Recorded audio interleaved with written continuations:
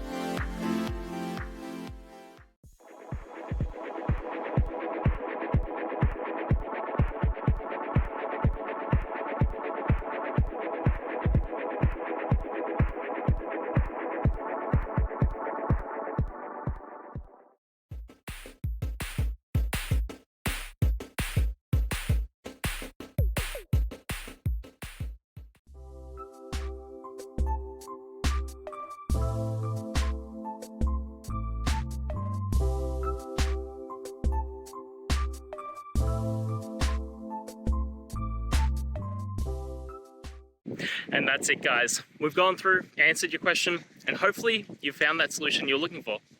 Guys, if you did, please hit subscribe. I'd really appreciate it. And until next time, you need technical help, I'll see ya.